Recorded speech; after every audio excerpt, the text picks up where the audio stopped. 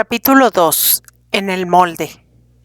En la calle del Cuadrante de Santa Catarina, en una de esas viejas casas de vecindad de México, que producen irritabilidad al pasar por ellas, porque traen a la mente la usura, el abandono y la falta de conciencia de sus propietarios y la inconsciencia de los gobiernos miopes, que no aprietan las cuñas a los tales propietarios, que trafican con la miseria, que son vampiros que chupan a los pobres la sangre y hasta el aire que debieran respirar, que los privan de las brisas y del sol, dones a que todos tenemos opción por naturaleza.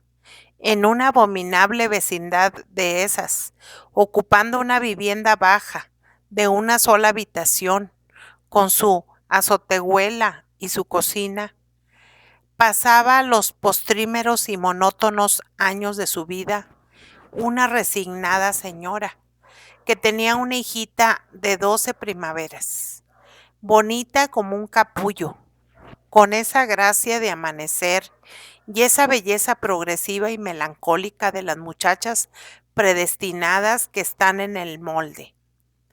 Llamábase la señora Josefa Bustillos, viuda de Ponce.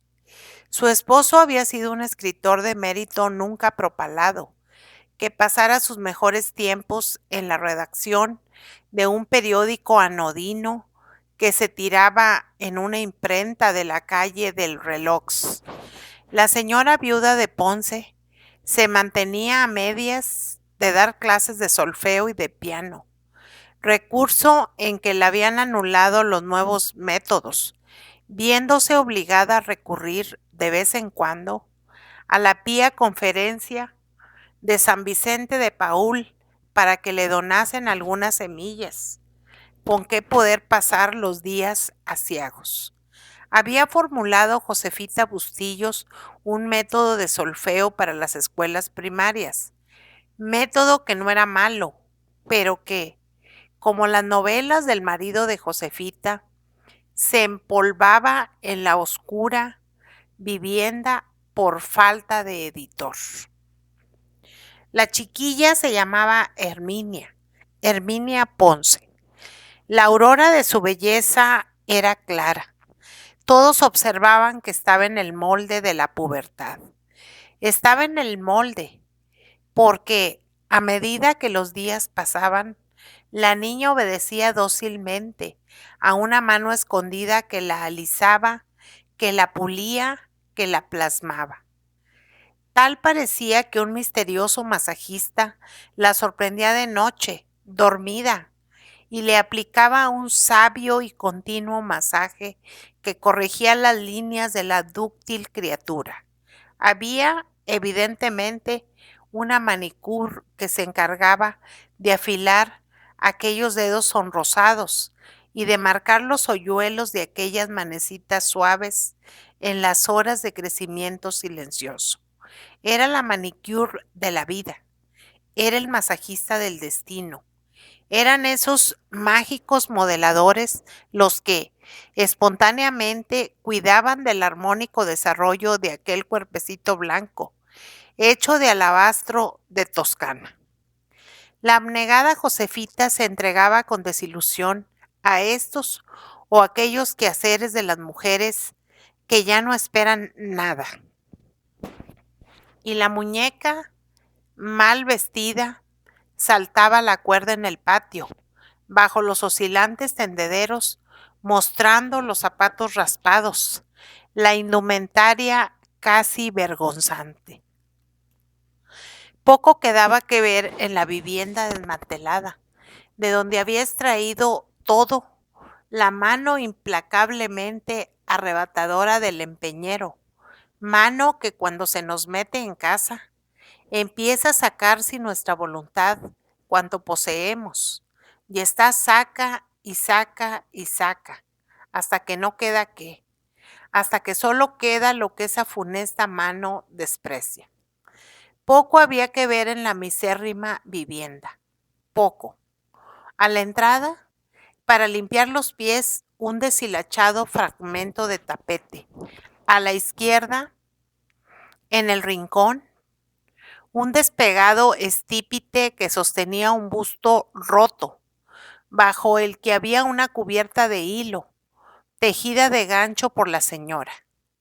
Faltaba a la cuadrada rinconera uno de los pies torneados de la base, y en lugar del pie mutilado por el tiempo, había un pedacito de ladrillo junto al muro, del lado izquierdo, un arcaico sofá de tallado respaldo, sostenido por la pared, porque los tornillos y las espigas que armaban el mueble ya no tenían fuerzas para sostener el respaldo, que se quejaba de viejo cuando se recostaban en él.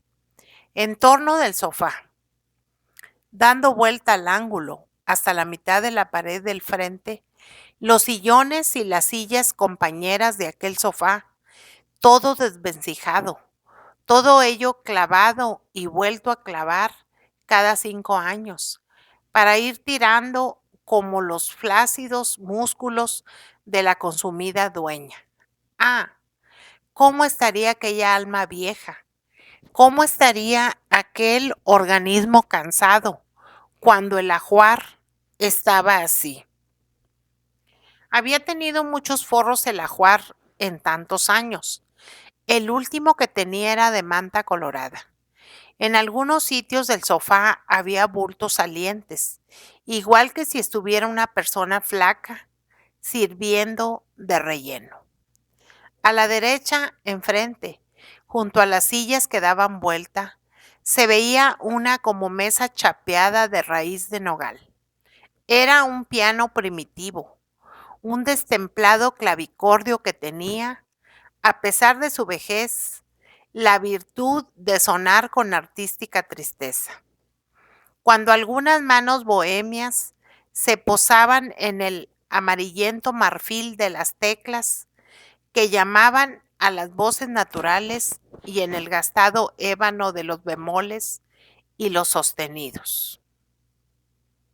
Dividía la pieza de frente a fondo una grande cortina azul, pendiente de un alambre. Detrás de la cortina, 2 camas pobretonas en cuyas colchas y fundas bien planchadas se veían los servicios prestados por aquellas prendas, cansadas de ir tantas veces al lavadero, cansadas de azotes y de sol, y cocidas ya materialmente por el calor de las planchas, que venían el sábado como de visita y volvían el lunes al empeño cercano, de donde nunca las dejaban libres, porque todavía al salir las planchas a la venta, las tenían en el mostrador amarradas con una cadena. Un solo buró, con la puerta desembisagrada, una palmatoria de hojalata estampada con el anuncio de una droguería, una vela de a 2 centavos en la palmatoria y abajo la caja de cerillos de 80 luces por 1 centavo. En medio, una mesita para comer en ella, con hule negro arriba. En el último rincón, entrando a mano derecha, bajo una sobrecama dada de baja, algunas zurcidas ropas de mujer. Seguía una cómoda de la canoa, con las patas algo pintadas por el congo amarillo del suelo. En aquella cómoda estaba guardado el original del inédito método de solfeo, y en aquella cómoda estaban las amarilladas cuartillas de las novelas escritas por Ponce. Novelas de las que habrá tantas por ahí, por esas viejas cómodas del mundo de la pobreza, que es el mundo del ensueño. Pobre y fría la cocina, unas cuantas ollas, unos cuantos platos veteranos raspados por los cubiertos, cual si estos tuvieran hambre también. 3 tazas, 2 vasos, el brasero muy limpio, gastados los porosos ladrillos por la escobeta, que, gastada también, tenía su lugar en un clavito de un rincón. Junto a la pared, a la orilla del brasero, un jabón y un zacate, húmedos.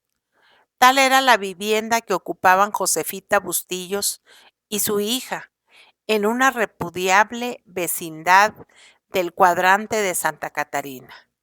Poco nos queda de ella por describir, si descontamos unos cuantos cuadros sin mérito, tapando lo descascarado de las paredes, unas cuantas postales y alguna estampa religiosa colocada con desdén, ya que los santos poco o nada hacían por aliviar aquella pobreza. El cuadro que más se destacaba era una amplificación de esas malas que tanto abundan en México. Era el retrato de Ponce, que se iba empolvando y amarillando como sus escritos. No obstante, que un velo de tul azuloso cubría la amplificación para que las moscas no profanaran la efigie del buen Ponce, que a través del velo de tul veía aquella indigencia, sin poder hacer nada, porque aquel velo era el velo de la muerte, el velo del pasado, el velo que se interponía entre esta vida y la otra. Mala pasaría Josefita Bustillos si no tuviera amigos, y buenos, y si uno de esos amigos, empleado desde hacía muchos años en la Biblioteca Nacional, no les trajera a ella y a la chica libros y más libros que volvían a la biblioteca después de ser leídos. Iban muchos inteligentes muchachos a casa de Josefita, muchachos inteligentes y buenos, todos pobres, todos afines, todos esperanzados. Zavala, el empleado de la biblioteca, era el que mejor se portaba, porque se sacaba los libros de la institución exponiéndose a que le riñeran.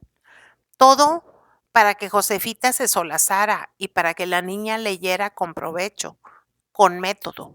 Él, Zavala, se había encargado de la educación de la chamaca, graduándola en la lectura, dirigiéndola, formándole un espíritu no vulgar, llevándola de la mano por el vórtice de la vida, a donde la sonriente y grácil nenita asomaba con la jocunda hechicería de sus encantos aurorales. Qué buen chico era Zavala, y qué inteligente, qué culto, qué sereno. También los otros muchachos eran buenos. Cuando venían, tocaban, cantaban, recitaban, discutían con entretenedor ahínco, alentaban a Josefita, perfeccionaban a la rapaza con observaciones, con ejemplos de modales, con gestos objetivos, con modulaciones, con revelaciones. Y ella, que era tan viva. Josefita Bustillos, así que llegaban los animadores muchachos, requería su caja de puros, vacía de estos, en la que tenía picadura y papel, y torcía cigarrillos para obsequiar a los gárrulos visitantes que rara vez andaban provistos de tabaco.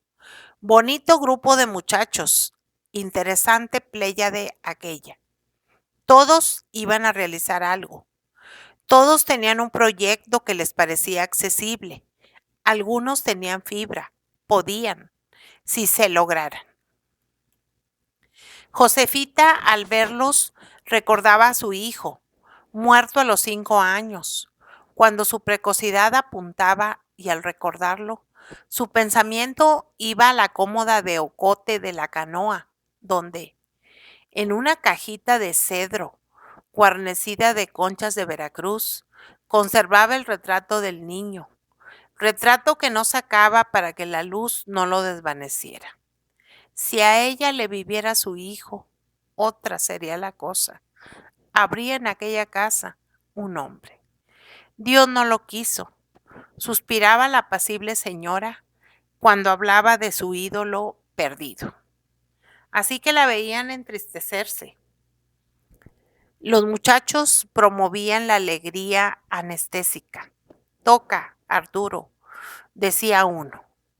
Y Arturo Martínez, el músico intuitivo de la mirada vagarosa y la Enea faz indígena, daba la última chupada al cigarro, lo tiraba al patio y, temblándole el híspido mechón de la frente, sentábase a tocar, renovando con las espontáneas exhalaciones sonadoras de su espíritu el alma gastada del manoseado pseudopiano. ¿Qué escuela aquella de Arturo? Era detestable. No se cuidaba ni del modo de sentarse, pero qué manera de tocar y sobre todo de componer. Contraído, retorcido, encabritado. Su cuerpo luchaba con el mundo de los sonidos. Sus manos, crispadas en un pasaje, laxas en otro, iban y venían por las caducas teclas, arrancando de los limbos del silencio percusiones carcajeantes o doloridas, pero siempre halagadoras, siempre comprensibles y asimilables. Aquellas manos, a veces, tomaban la forma de garras que arrebataban la canción nacional de la entraña del sentimiento mexicano, palpitante, ávido de estallar en tresillos y octavas felices, expresivas y despertadoras. Aquellos dedos, cuando dilataban sus falanges para alcanzar una vibración, o cuando se articulaban horriblemente para hacer perdurar un fortísimo, eran dedos que sufrían, haciendo pensar que temblaban angulosos porque el fluido musical se detenía en ellos. Bajar de ellos al teclado con expresión más anímica y honda. Pobre Arturo Martínez, tan bien que componía y tan poco que le pagaban por sus piezas en los repertorios. No hacía más que tocar, y ya estaban a la puerta de Josefita las muchachas de la vecindad. Aquella música nacional era un grito que llamaba a las almas. Los muchachos se iban. Josefita se quedaba con su nena, a la que mandaba a la cocina para que vigilara la cocción de aquellos cotidianos frijoles rebeldes que saltaban en el puchero roncón. Aquel puchero que a las 11 protestaba de que nunca cociera otro manjar. Los muchachos se iban, y en la casa no quedaba más que el roncar de aquel puchero, el humo de los cigarros, que en volutas se iba saliendo hacia las sábanas pendientes de los tendederos, desvaneciéndose en el ambiente del patio, saturado de emanaciones eméticas, producidas por las enquélidas aguas de los caños rotos. A las 12 llegaba Carlitos. Carlitos era un muchacho de la vecindad que enamoraba a la chiquilla. Estaba empleado en una droguería y era él quien dotaba al adorable adolescente de pasta para limpiar los dientes, cepillitos, polvo para las uñas, cosméticos, polvo para la tez, lociones, perfumes, pastillas. Eran unos amores así. Carlitos Manzanares se conquistaba la ingenua mocosa con chucherías. Ya la madre había regañado a los novios, porque aquello podía acarrearles un disgusto a todos el día que le cayeran a Carlos.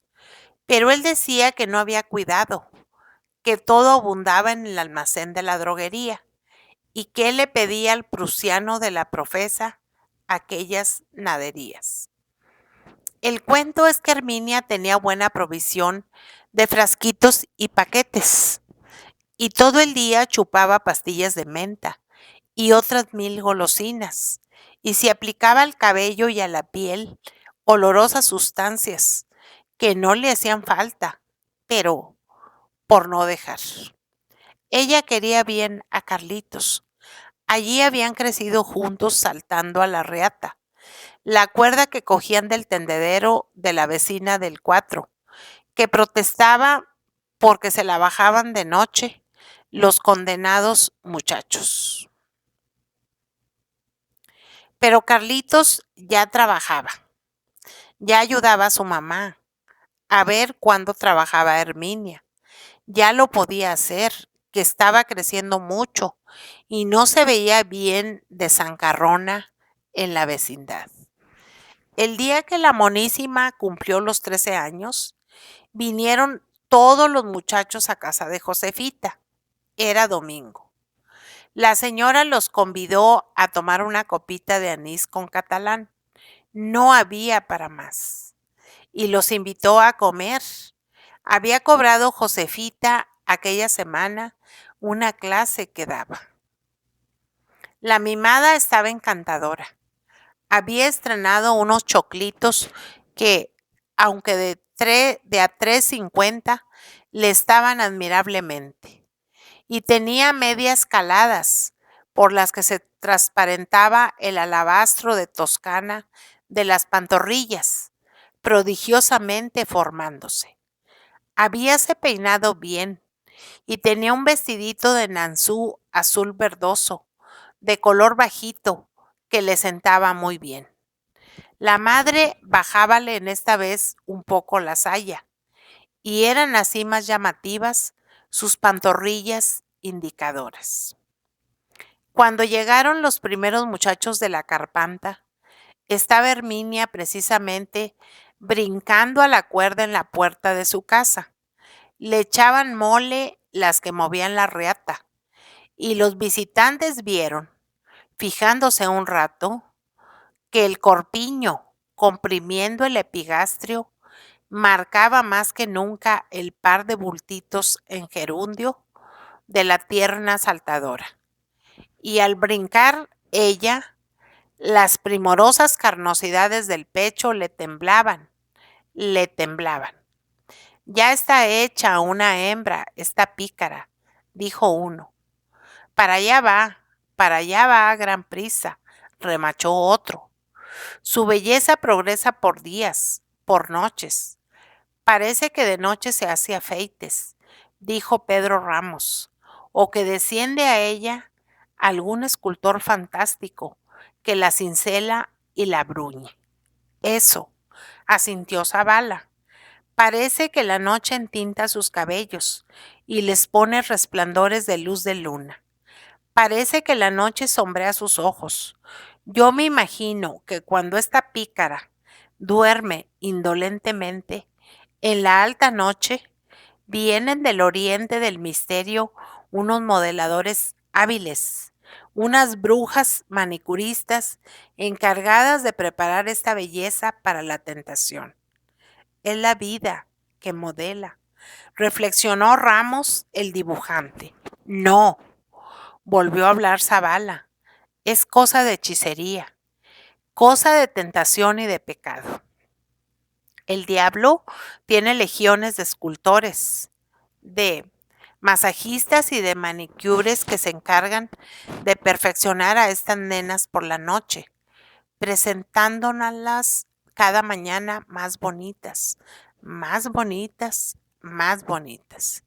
No me estén choteando, salió ella a recibirlos, entrándolos a la casa. Llegaron seguidamente todos los demás. Dio cada uno de ellos un abrazo a la belleza en creciente, felicitándola.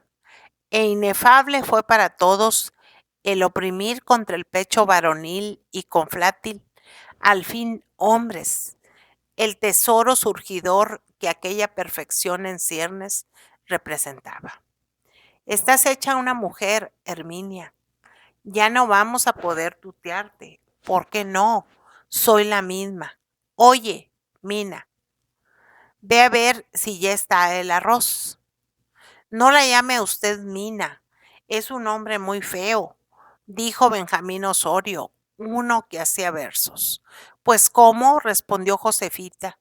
Vamos a buscarle un hombre bonito, un hombre casero que tenga gracia.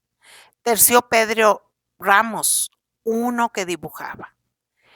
En eso regresó ella de la cocina, viéndola a todos de frente y de flanco, abundosa en gerundio, empezando a ser, insinuando su feminismo plástico, amenazador de la indumenta, apenas bastante para contener a la hembra que brotaba.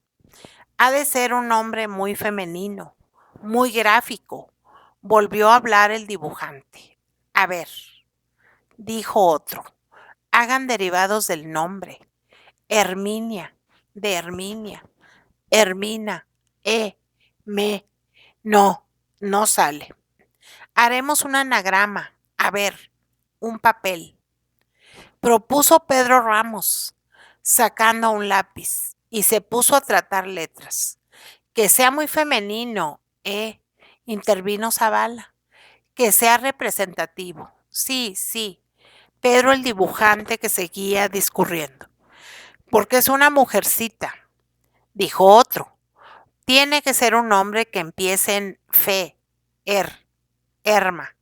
Ya lo tengo, gritó el dibujante, tremolando el papel y poniéndose en pie. ¿Cómo? Fémina. Muy bien, Fémina Ponce. Te felicitamos, Pedro. ¿Te gusta, Fémina? ¿Cómo no? Dijo ella. Está muy bonito. Que viva Fémina, que viva. Pedro, dijo uno. Ahora dibújale un calograma de esos muy chic que tú sabes hacer. Pedro Ramos dibujó el calograma, que a todos gustó. Era un círculo doble, con las letras del simbólico nombre graciosamente dispuestas, resultando el conjunto de un agradable modernismo. Es un hombre sintético y raro, y nuevo en una hembra. A tu salud, fémina. Brindó Zavala alzando la copita de vidrio de Texcoco, en la que la flamante fémina escanciara el modesto catalán con anís. Pasaron después a comer, y por cierto que el arroz estaba crudo. ¿No te da vergüenza, hija?, decía Josefita. Muy bien. Di que no, fémina, que el ser cocinera no ofrece porvenir. Pero una fémina o fémina, aseveró la madre, debe saber hacer sopa de arroz. Una mujer, la disculpó Zavala, debe saber hacer cosas extraordinarias, sin preocuparse por vulgaridades, lo mismo que un hombre. Pero yo no sé hacer nada extraordinario, respondió la seráfica. ¿Cómo que no? Crecer. ¿Y cantar? ¿Sigues estudiando? Poco. ¿Nos cantarás ahora que acabemos de comer? Así fue. En la tarde cantó la ufana Polluela, que tenía una linda voz. Tocó Arturo Martínez, que estrenó un vals al que se bautizó con el nombre de Fémina. Vinieron algunas chicas de visita, bailándose un poco, sintiéndose todos dulcemente estar en aquella casita pobretona en la que, a falta de aire y luz, entraban y salían las ilusiones. En el baile casero, precisamente en el baile, notaron mejor los muchachos la prematura palpitación de las carnes subversivas de aquella espléndida consentida que, al moverse danzando, denunciaba un tremor en el que aparecía la sumisión instintiva al ritmo eterno, invitando a todos a ratificar el bien puesto nombre de fémina. Aquella noche vendrían el masajista pródigo y la experta manicure que salían del incognoscible emporio de las cosas bellas, a retocar la figura, a endurecer y abultar el seno, y a ahormar las caderas, y a pulir el rostro y las manos del humano boceto, para justificar el nombre puesto por antonomasia, fémina. Capítulo 3. El caballo del diablo. Al día siguiente de la fiesta, llegaron los muchachos a casa de Josefita, acompañados desde el escritor festivo Agustín Pomar, y dieron a la señora esta buena nueva. Josefita, habló uno, le traemos una grata noticia. ¿Cuál? que ha sido premiado el caballo del diablo. El cuento de Pomar, sí, con 100 pesos. Ay, cómo me alegro y lo felicito, Pomar. Pomar iba medio borracho. Apenas dio las gracias a la señora, que lo felicitaba. Se tumbó con indiferencia en el sofá claudicante. ¿Por qué no vino usted ayer, Pomar? ¿Por qué? Porque me fui de copas y no di con la casa. No tome tanto, hombre. O, si toma, procure comer. Yo nunca he tenido que comer, respondió el autor laureado. ¿Y cómo tiene que beber? Que beber, sí. Que comer, no. Si comiera lo que bebo, entonces resultaría que no tendría que beber. ¿Ya cobraron los 100 pesos del premio? No, contestó Pedro Ramos. Los vamos a cobrar esta tarde. No hagan tonteras con ese dinero, recomendó Josefita. Vamos a hacer una juerga, respondió Pomar. No, dijo la señora con tono maternal. Cómprese ropa, guarde algo, vístase. Ropa. Yo nací encuerado. Ah, qué Pomar. Agustín Pomar tenía 40 años, alto, flaco, rasurado, mal vestido. Su gesticulación era celebrada por sus amigos. Sus gestos eran terriblemente gráficos. Su boca era una mueca de perenne desprecio a la vida vibriática. Pomar había tenido una época brillante debido a sus talentos literarios.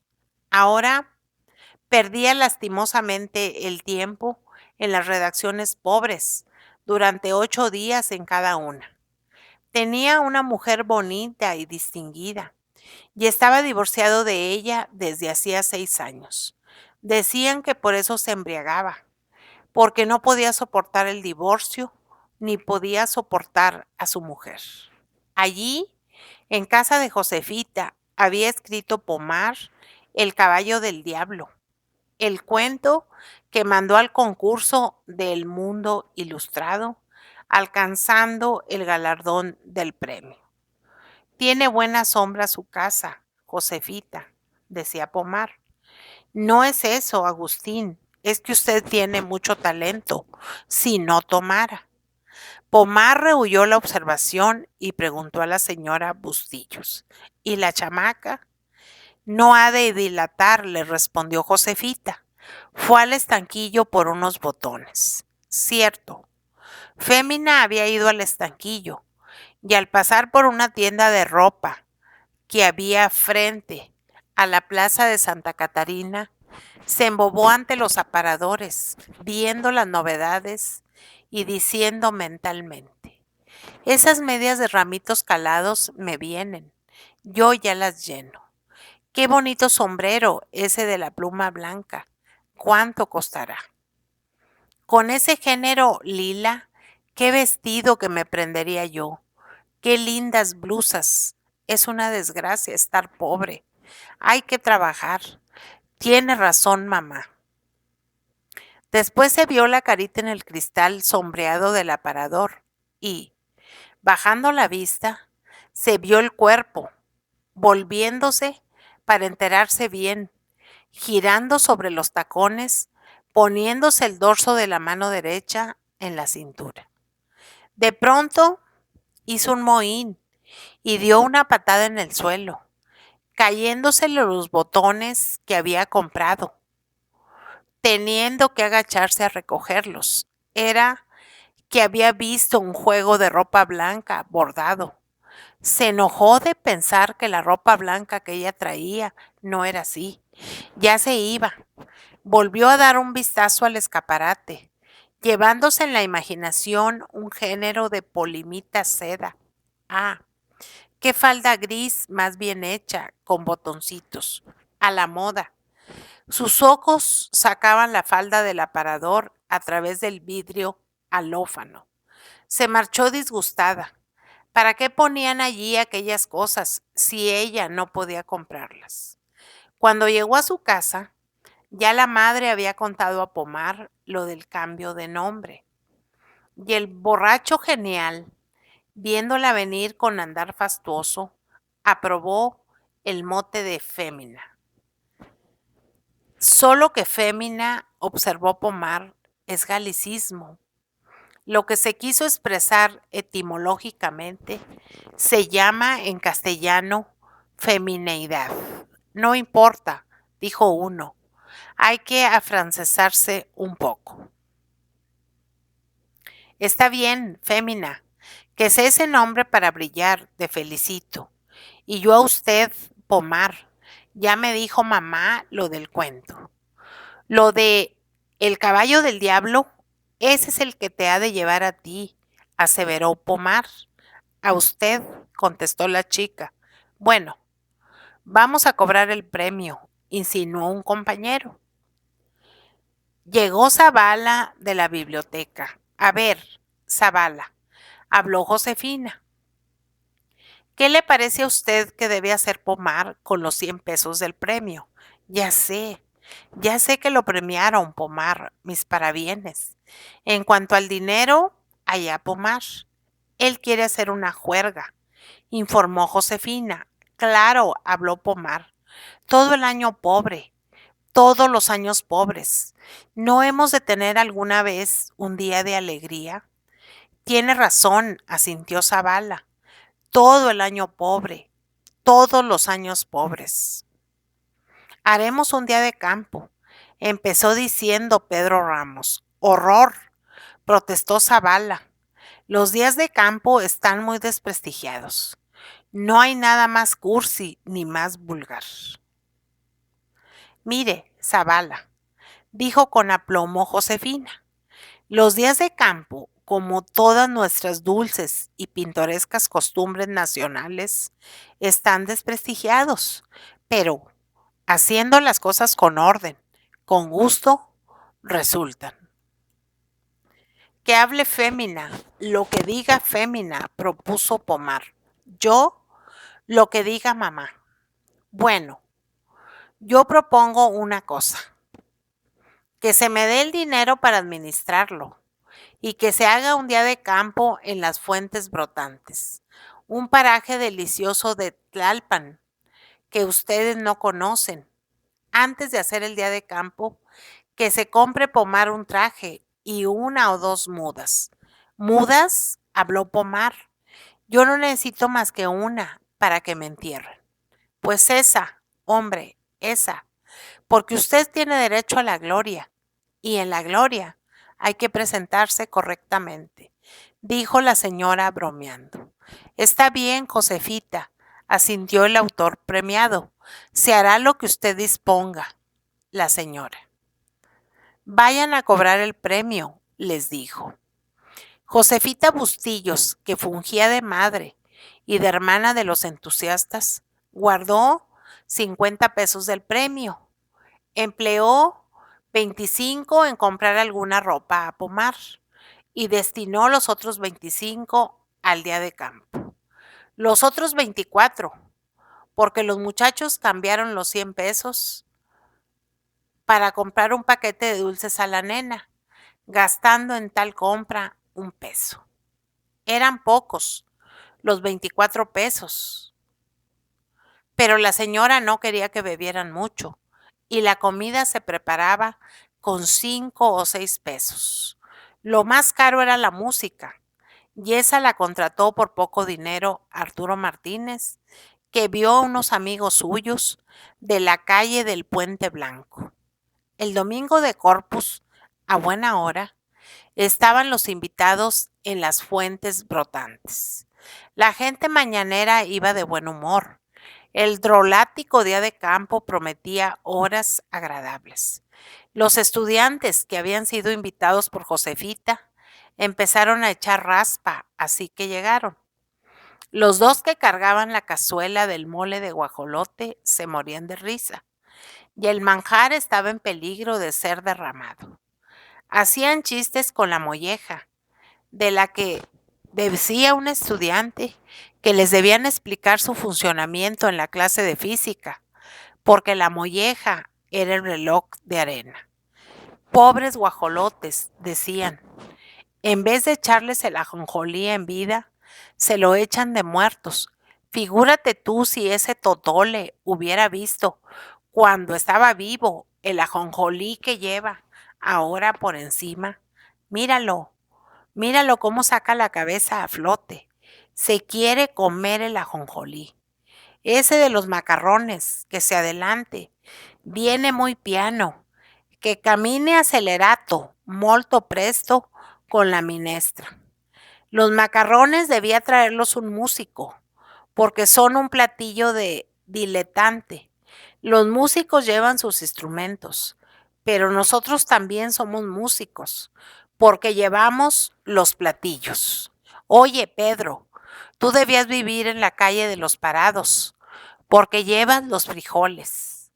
¿Qué pulque más bueno va a ser el del cuero que trae Arturo Martínez? ¿Por qué? Tú. Porque como él es compositor, va a resultar el pulque compuesto. Y Carlos Manzanares, el de la droguería, que lleva carbonato para la digestión. Así caminaban bromeando, cuando uno dio en tierra con la cesta que cargaba, produciendo un ruido alarmante. Ya mero te caibas. Este ya hizo una trastada. Tiró la canasta de los trastes. ¿No te lastimaste? ¿No te habrás roto algún omóplato? Homo no, pero plato sí. Tienes sangre. Ya saliste tú con más mole. A ver, que reconozca este hombre un estudiante de medicina. ¿Un estudiante? Tiene un vaso roto. ¿Un vaso sanguíneo? No, hombre. Un vaso de cristal. Bueno, el caso no es de pronóstico reservado. Levántate y anda. Que tome los trastos uno que sea más torero. Ya vamos a llegar. Corran, muchachas. No pueden correr por la falda del monte. Josefita distendió en el suelo un mantel prestado. Fémina y las demás muchachas invitadas dispusieron los cubiertos. Se fueron sentando o tumbando todos alrededor de la mesa bajo la enramada lucífera. La jovialidad iba en creciente. De pronto, Josefita, se nos olvidaron las tortillas. Ya me parecía a mí que esto iba demasiado bien, musitó Zavala. Tenía que resultar defectuosa la organización, como cosa nacional. ¿Y dónde conseguimos ahora tortillas?, preguntó Fémina. Y dijo un estudiante, oye, Pomar, ¿no tienes ahí el caballo del diablo? En él podrías volar por las tortillas. Comeremos con pan. Ahí hay bolillos, dijo una señorita. Bolillos si no sabemos hacer encaje. Y Josefita contrariada contestó, ya no estén choteando. Caray. Apareció un muchacho lugareño en la barranca. Le preguntaron dónde habría tortillas. El muchacho contestó, mi mamá está moliendo. Y Zavala dijo, claro, las mamás siempre están moliendo. Vamos con ese muchacho a buscar las tortillas, dijo Josefita a las muchachas que la acompañaron, regresando todas con sendos bultos de las indispensables cucharas de Moctezuma para comer el mole. Son de pianola, Josefita. Las tortillas, no entiendo. Que si son de metate o de molino. Ah, son de metate, de piano. El jantar dio principio.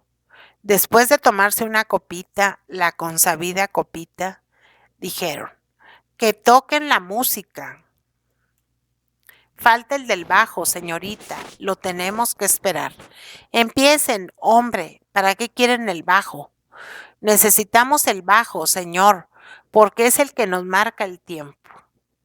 Y para marcarles el tiempo, ¿no les serviría mejor un calendario del más antiguo Galván? Dicen los músicos que a ver qué pieza quieren que les toque. A mí, la pechuga.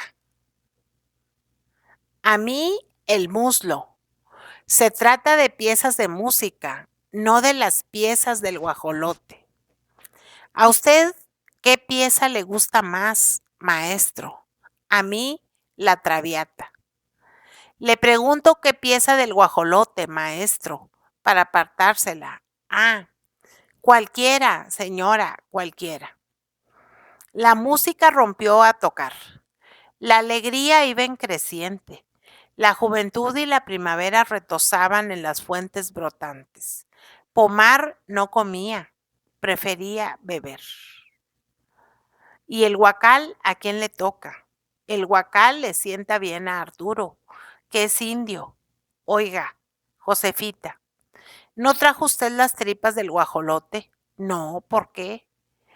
Para que se las diera al maestro del contrabajo, por si se le rompe una cuerda.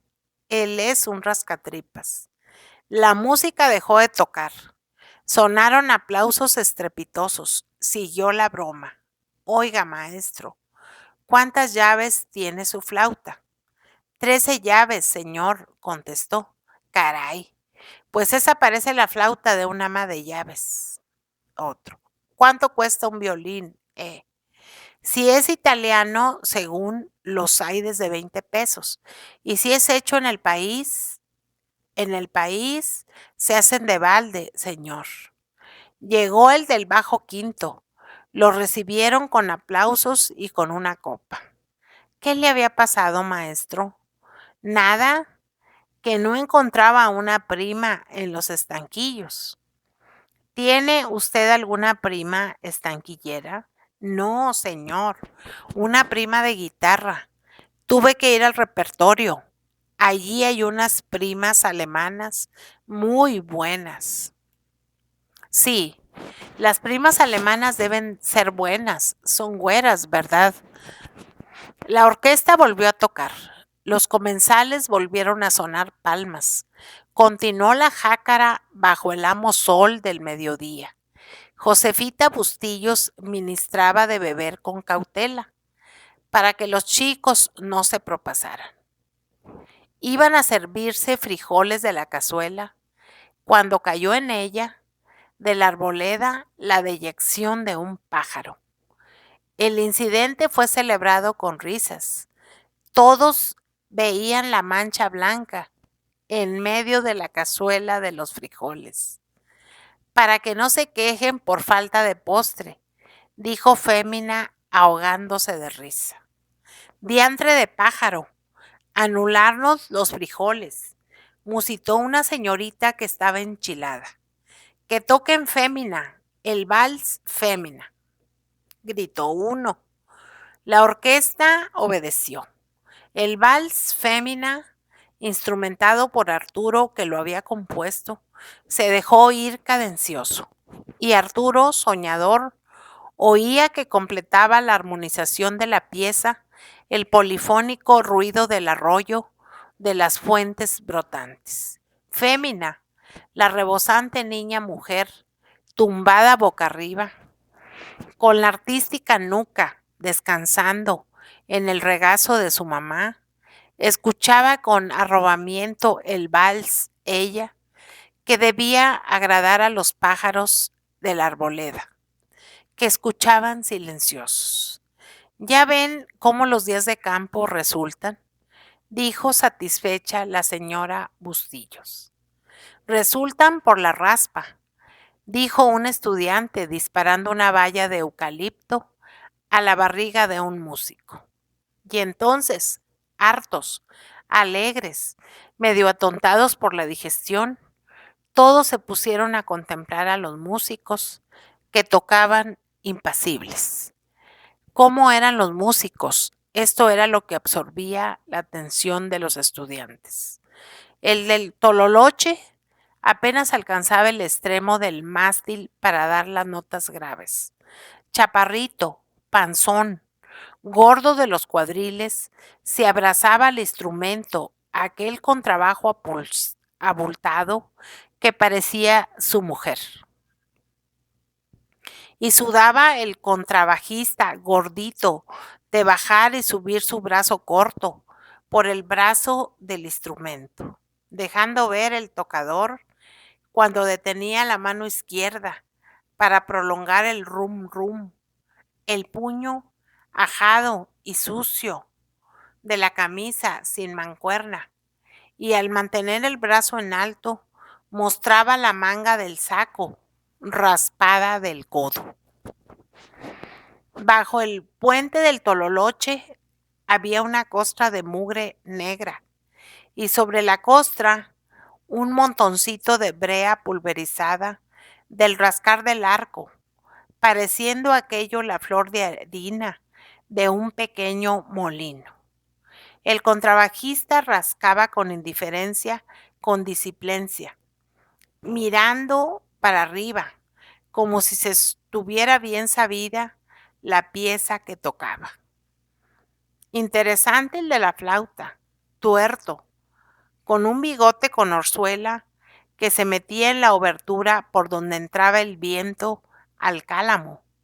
Los dedos del flautista, con las uñas negras, subían unos y bajaban otros, ágiles, sabios, cerrando los agujeros, en torno de los cuales había unos círculos opacos de grasa. La flauta tenía montoncitos como de betún bajo las llaves, que estaban oprimidas algunas con ligas de goma para suplir las muelles de acero cansadas. Ya cuando llevaba mucho tocado, la saliva asomaba a los labios del flautista, que en los pizzicatos escupía la flauta por entre el bigote con orzuela, sosteniendo el hombre y el pífano un idilio baboso. Picado de viruelas, el del bajo de cuerda, con un mostacho de cabo de rurales, llevaba un sombrero viejo, muy viejo, y tenía el chaleco luido entre los botones del movimiento del guitarrón. Cruzaba la pierna para tocar y dejaba ver un calcetín dibujado a ruedas, calcetín que no alcanzaba el sitio en que se anudaba el calzoncillo de manta, cuyas cintas colgaban un poco, teniendo una señal de haber sido pisada y arrastrada por el lodo. El tocador de bajo se daba pisto, marcaba el tiempo con pretensión, moviendo la cabeza apilonada, sosteniendo con los dedos callosos de la diestra la pluma de carey, con que hería la encordadura que producía un sonido ríspido. Caído de hombros el del cornetín, alto, muy alto, huesudo, giboso, con cara de caballo. Él remataba las frases musicales con una blanca, con una redonda para empastar el sonido y prolongar los finales. Tocaba a veces con una mano sola, recurriendo a la izquierda solo cuando tenía que dar un agudo y había que apretar el cornetín contra los labios y los dientes, en los que se notaba, al reírse el maestro, la masa de las tortillas pegadas a las encías, formando el sarro en cada diente, un arquito. Las manos del cornetinista estaban negras por el latón. Solo al mover los émbolos limpiaban aquellas manos la corneta, porque después de las tocadas el pistón era colgado en la peluquería y música para bailes del Puente Blanco. El del violín pegaba el maxilar izquierdo con fricción al instrumento. Parecía que sentía algo al tocar y se creía ya en camino del éxito, desde que había pasado de peseta la hora a 37 centavos que ganaba a la sazón. Pero era un violinista razonable. Se limpiaba las uñas, se ponía serio para tocar. No le faltaban botones en el traje ni en la camisa, como a los demás. Así eran los músicos de la calle del Puente Blanco, que Arturo contrató para el día campestre, pagándoles a 3 reales la hora, su tren, su almuerzo, su curado y su cerveza. En las últimas libaciones, alguien propuso un brindis. Dicho que fue el brindis, se invitó a Pomar a que dijera unos versos de Chispa, de los que él hacía. Pomar, haciendo un irónico gesto, sacó del bolsillo interior de la americana un recorte de periódico y leyó unos versos humorísticos suyos intitulados La mandolina. El domingo es triste. La gente se viste para ir de fiesta o duerme la siesta y se aburre en esta vecindad cochina, donde una vecina que salir no suele está muele y muele con la mandolina. No hay una persona de la vecindad que oiga a la vecina de la mandolina con serenidad. ¿Cómo desentona? ¿Cómo desafina? ¡Qué barbaridad! Duele la cabeza de oír tanta pieza como ha comenzado y no ha terminado la mandolinista, la que a su torpeza musical a un lado es buena modista.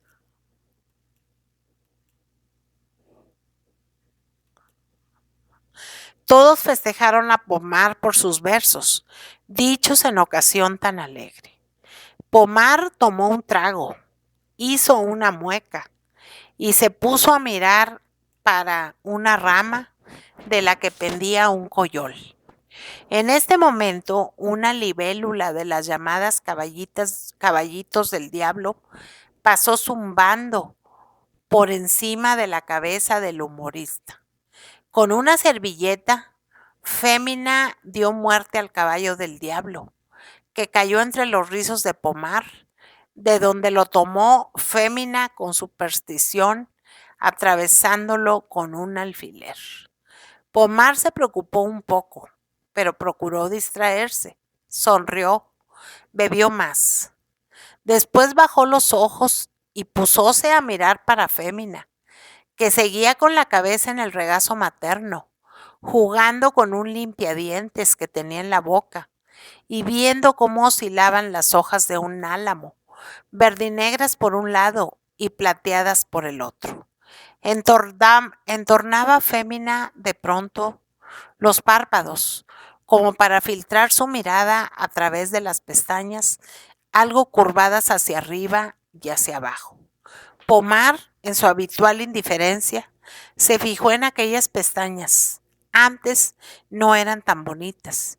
Le gustaron ahora las rizadas aveñolas. Vamos a lavarnos la trompa, propuso un estudiante, que la tenemos llena de mole. Sonriendo, casi todos se dirigieron a la fuente y al regato y al lino, lavándose allí los dedos olientes al ajo de las enchiladas y la boca pintada por el chile ancho del mole. Josefita se quedó dándoles de comer a los músicos. Las camaradas bromistas se pusieron serios frente a la capilla abierta en el granito de la sierra, la fuente. Se apoderó de ellos el encanto de la fuente y los dominó. Callaron, dejaron de reír. La fuente era la que hablaba, el riego era el que reía. Intelectuales todos, no pudieron sustraerse a la seducción de aquella gruta pagana. Fémina quiso beber de aquella agua. Pensó que pudiera ser aquel un líquido detersivo, reverente. La niña moza se arrodilló, apoyó las manos en 2 piedras que había en el alveo y hundió los labios, que todavía no habían besado a nadie, en la corriente diamantina, mas no humedeció solo sus labios, incauta, como toda mujer que brota, se olvidó de los pechos, y así, cuando tocó el agua con los labios vírgenes, la tocó también con los pezones despertadores y con la areola rosácea que los circundaba. Qué frío aquel contacto de las dos vírgenes, la fuente del agua y la fuente de los besos. Aquella agua era la primera cosa viva, cantante y móvil, que se llevaba la ambrosía de la carmínea boca de aquella núbil promisión. Ella dijo: yo quisiera meterme ahí, y señaló el interior de la gruta, el fondo, el sitio en que el agua surgía, jugando con las arenillas del álveo, que saltaban y caían. Y a Fémina se le quedó la idea de meterse allí. Cuando todos se hubieron lavado, dieron una vuelta por las fuentes brotantes, reconociendo las bellezas del sitio, ponderadas por Josefita. Después fueron a tomarle el pelo a los músicos, que comían. Y un estudiante les dijo: métanle recio, maestros, que mañana quién sabe si toquen una cazuela como esa. El del contrabajo contestó: como que está bueno el molito, no más que pica. Coma queso de Holanda, así pondrá usted una pica en Flandes. Este mole parece sevillano por lo picaor.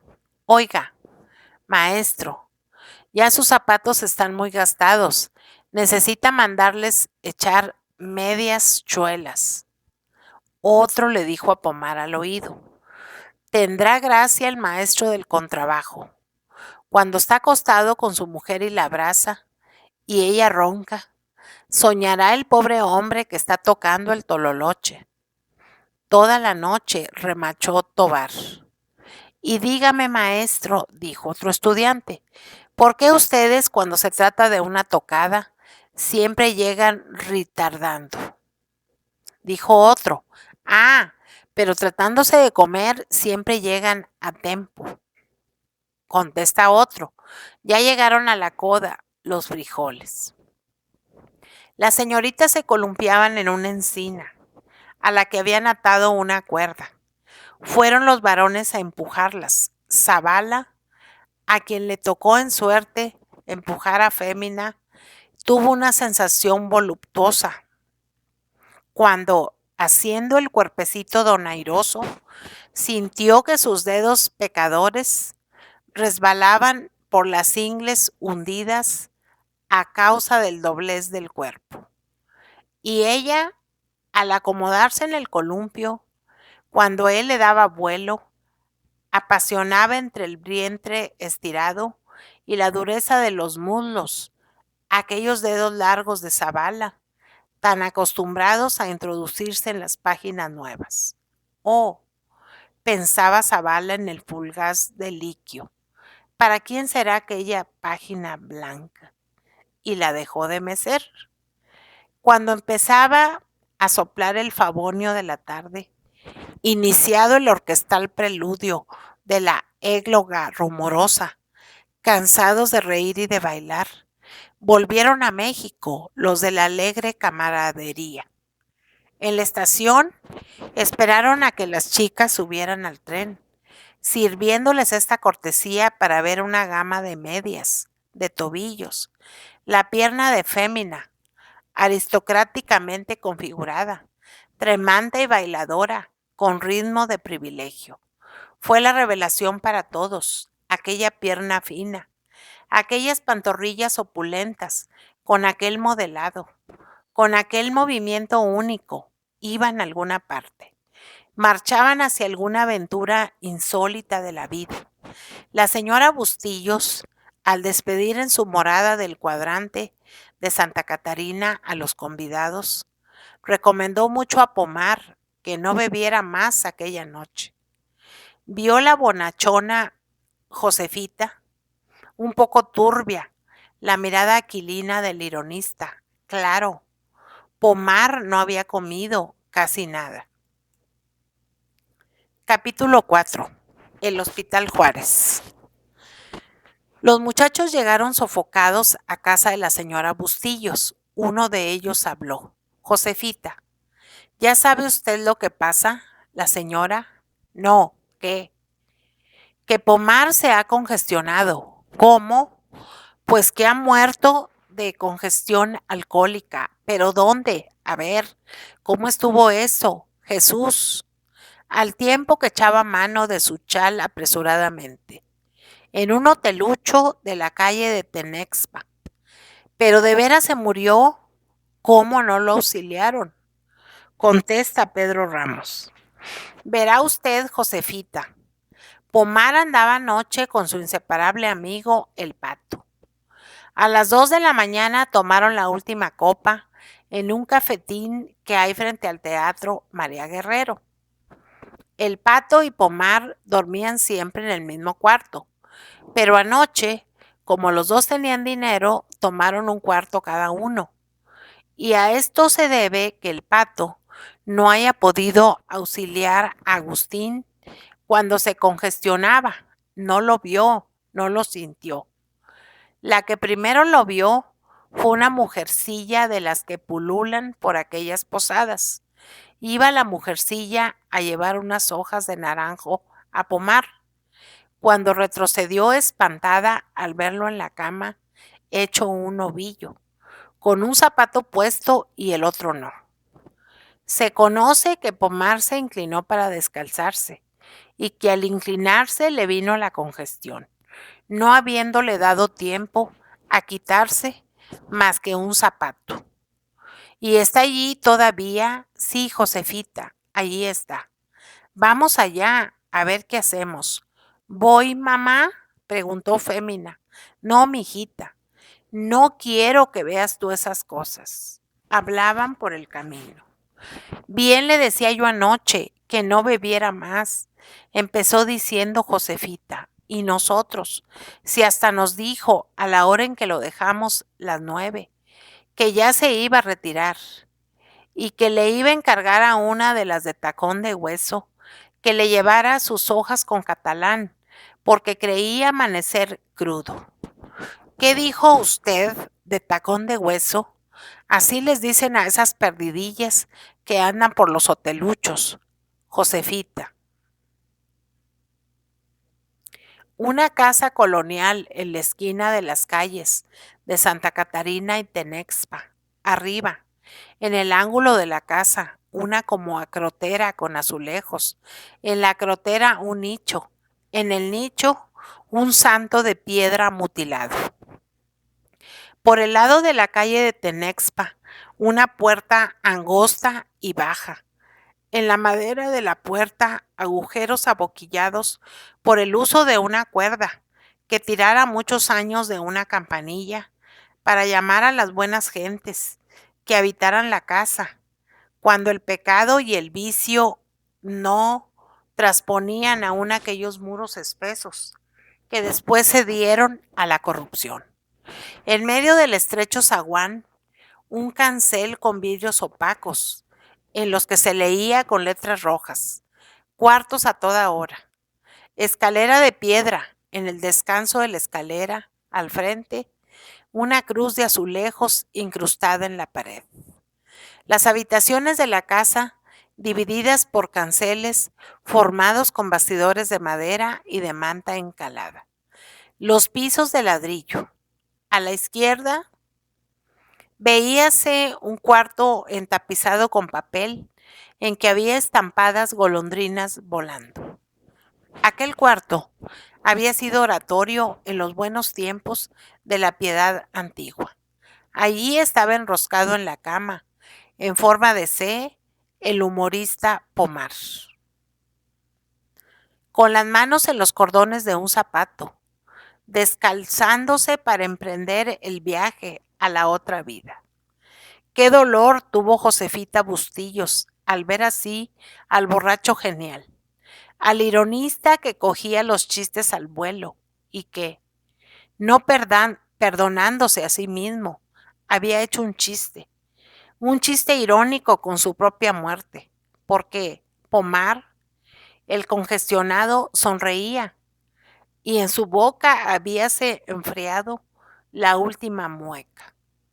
Sería bueno que lo vistiéramos, insinuó Josefita, viéndolo en mangas de camisa, con el pantalón desabrochado. No, dijo un gendarme que lo cuidaba mientras venía a la camilla. Vino la camilla y vino el comisario. El comisario se alegró cuando vio el cadáver. Era el de un enemigo suyo. Pomar le había dirigido ataques en los periódicos. Los camilleros cogieron el cadáver, lo pusieron en la camilla con lecho de zinc y lo flagelaron, lo torturaron para que se estirara, porque así no podía ir. El pobre de Pomar obedeció. Empezó a crujir cediendo a la flagelación y se estiró. Con la gente de la comisaría no se juega. Eran las 3 de la tarde y los muchachos no lograban que les fuera entregado el cuerpo. El comisario, que tenía alma satánica y vengativa, quería enviar a Pomar al Hospital Juárez para que le hicieran la autopsia, para que lo destrozaran. Así le pagaría los ataques escritos en los sucesos, en el diario del hogar. El pato, que andaba con los muchachos, estaba asustado. Decía que no volvería él a tomar fosforitos, café con aguardiente, que eso era lo que había matado a Pomar. El pato estaba asustado. Veía a su amigo y camarada de libaciones nocturnas en la camilla, semidesnudo, amoratado, sonriente, pero horrible, con una etiqueta amarrada a un tobillo, una etiqueta que decía Agustín Pomar, congestión alcohólica. Vista la intransigencia del comisario, los muchachos, acompañados de periodistas de influencia, ocurrieron al director del Hospital Juárez para que les entregara el cadáver. Tardaron mucho en encontrar al director del hospital, como se tarda siempre en hallar a los funcionarios públicos cuando se les necesita. Pero una vez que lo encontraron, el buen señor les dijo que si encontraban un médico que diera un certificado de defunción, podían llevarse al compañero. Les dio una orden para el hospital, mandando que no prepararan el cadáver para la autopsia. Llegaron tarde con el médico. El cadáver ya estaba preparado. El muertero, un pelado impasible que trabajaba como auxiliar en el anfiteatro, ya había abierto el cráneo a Pomar de 3 cincelazos, uno en el parietal izquierdo, otro en el derecho, otro en el frontal. Los cráneos debieron aserrarse, pero el muertero encontraba más práctico el cincel, y los médicos permitían aquellos 3 golpes en la frente de los muertos, creyendo que los muertos no sufrían. La caja del cuerpo aún no había sido abierta. La tapa del cráneo de Pomar colgaba de una tira de piel del cerebelo que le servía de bisagra. En el suelo había un cajete en que goteaba la cabeza del humorista. El médico que fue con los amigos examinó el cerebro. Vio las meninges congestionadas, rotas. Las meninges, hechas una madeja enredada, se habían achatado contra la bóveda craneana, con la fuerza de la congestión. El pato, cada vez más asustado, veía aquello y juraba nunca más beber. Y los amigos, los que tanto conocían al alegre Pomar, veían el encéfalo, se fijaban en la masa gris. Allí estaba el talento, allí estaba el buen humor, allí estaba la chispa. Mandó el doctor volver el cadáver que estaba boca arriba. Vio las equimosis que tenía en la espalda, señal inequívoca de la extravasación de la sangre. Ratificó la congestión y dio el certificado para que se llevaran el cuerpo. Mientras el impasible muertero hacía una sutura en la cabeza de Pomar, los muchachos pasearon la mirada por el Hospital Juárez. Hórrido aquel necrocomio. Qué abandonado estaba aquello entonces. Era anacrónico. Era insultante. Era una contraposición que aquel hospital estuviera en la plaza de San Pablo, del apóstol San Pablo, al lado del templo de San Pablo. En aquel anfiteatro no había planchas, ni instrumentos, ni aparatos, ni aseo. Un sucio piso de cemento gris, como los encéfalos de los cadáveres que en aquel piso goteaban. Una alacena en que el muertero guardaba su pita para las suturas, sus agujas de arria, su cuchillo, su martillo y su cincel. Al lado estaba el depósito de cadáveres, restos de gente destrozada por los tranvías, que entonces sembraban la muerte por las calles, ciclistas arrollados, carne apuñalada en la taberna, dolor, desdicha, hiel, la hiel de la raza. Y en aquel rincón de la plaza de San Pablo, entre aquellas paredes manchadas de sesos y de sangre, en aquel antro donde los muertos apretujados mostraban sus rostros sellados por el dolor postrero, parecía que flotaba como una consolación la parábola del apóstol, la bíblica frase del buen San Pablo. No entristeceros, porque algún día nos reuniremos al lado del Señor. Zavala, que era erudito, que tenía imaginación y que se sentía petrificado ante aquella exposición del dolor humano, pensaba en San Pablo, por el sitio en que estaba. Pensaba en las epístolas del profundo apóstol, que él había leído en los textos sagrados de la biblioteca, y se le veían a la cabeza máximas y más máximas, parábolas y más parábolas. La caridad es sufrida, es benigna. La caridad no tiene envidia. La caridad no hace sin razón. Todo lo sufre, todo lo cree, todo lo espera, todo lo soporta. Veía Zavala aquella carne triturada y volvía a pensar en San Pablo. Quiso Zavala mirar para arriba, cediendo al impulso que sienten los hombres generosos cuando ven abajo la miseria. Y, recortándose en el celaje líbico, vio el bibliotecario finítimo, el templo de San Pablo, la vetusta iglesia abandonada, al lado del Hospital Juárez, la iglesia sin santos ni campanas. Pero en la desolación del templo percibió Zavala el espíritu de Pablo, porque el gris exterior de las torres y de los muros era el gris apacible de las barbas del apóstol.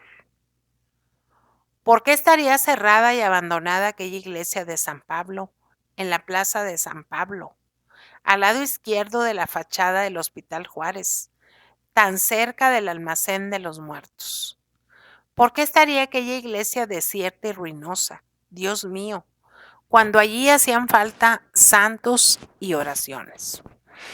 Qué triste es, en verdad, la noble iglesia de San Pablo, con las cúpulas faltas de azulejos, con las cornisas pobladas de hierbas que detienen las piedras con las raíces, con la puerta rayada por un aldabón oscilante cuando no lo detiene un candado, con las bóvedas mudas, con los cimborrios truncos, con las torres sin sonidos. Qué triste es, en verdad, la arcaica iglesia de San Pablo, donde nunca huele a incienso, donde nunca resuenan las voces de los sacerdotes, donde nunca se detienen las almas, más que las almas de las golondrinas que llegan a la oración. Sacó a Zavala de su ensimismamiento la voz del muertero que dijo, frotándose las manos en la blusa: ya está listo. Zavala vio con asco la porquería del muertero, fijándose en aquel tipo, y para que no se extrañara de aquel asco, un empleado del hospital dio algunas explicaciones a los muchachos sobre el preparador de cadáveres. Es un tipo digno de estudio, dijo el empleado. Este muertero lleva aquí muchos años. En fuerza de bregar con los muertos, les ha perdido el miedo y ha perdido todo escrúpulo. Su misión es abrirles el cráneo y la caja torácica a los cadáveres. Eso que ustedes ven, que se limpia las manos en los vestidos, es cosa corriente en él. Y a veces, cuando llega su mujer con el almuerzo, él se limpia así las manos y se pone a comer enchiladas con ellas, sin más requisito. Pero es posible, dijo Zavala asombrado. Rigurosamente histórico, aseveró el empleado. Y continuó. Tiene este muertero otra obligación, conducir los cadáveres del zaguán del hospital a este sitio. Es digno de verse en esta operación. Tiene un burro de planchar, esa tabla que ustedes ven aquí para el acarreo. Coge la tabla, la mete debajo del muerto, se acomoda después debajo de la tabla, coge al muerto de las manos, echa a andar con él y al llegar aquí, suelta las manos al muerto, saca la tabla rápidamente y el muerto da el batacazo en el suelo. De noche es cuando la conducción de los muertos resulta más fantástica. Apenas oye el muertero el grito, avisándole que llegó algún cadáver de las comisarías, va a recibirlo. Y acompañado de un muchachito huérfano que anda por ahí y que el muertero recogió no sé dónde, allá viene con el muerto a la espalda, en el burro de planchar. El muchachito viene delante, alumbrándole con una linterna, y el muertero viene detrás con su eterna carga. El cortejo feérico hiere vivamente la imaginación. Algunos estudiantes vienen a ver esto de noche y espían al muertero y a su acompañante cuando pasan bajo los arcos de estos corredores sombríos. El muertero con el cadáver a cuestas y el chiquillo delante, con la luz que parece el ánima del muerto. Los muchachos salieron, ya anocheciendo, con el cadáver de Pomar, que habían acomodado en un féretro. Zavala volvió el rostro y se detuvo para socorrer a unos tifosos que había en unas barracas de madera, en un llano frente al anfiteatro, y se fijó en que, al lado del necrocomio, junto a la pared, había un pirú, en torno del cual empezaban a revolotear los agrótidos. Por los ánditos del patio principal correteaban y charlaban algunos convalecientes, personas del pueblo que habían sido llevadas allí heridas. ¿Esos son los que no se rajan?, preguntó Zavala al empleado del hospital mientras esperaba la boleta de salida. Algunos hay de esos, y aquella mujer bonita se llama Rosa. Es una pecadora que vino con 2 puñaladas en el vientre. Ya está buena. Hace 20 días que la operaron. Aquí los médicos operan hasta en los intestinos, con buen éxito. Y eso que el gabinete de cirugía es malo. Está mal provisto de instrumentos.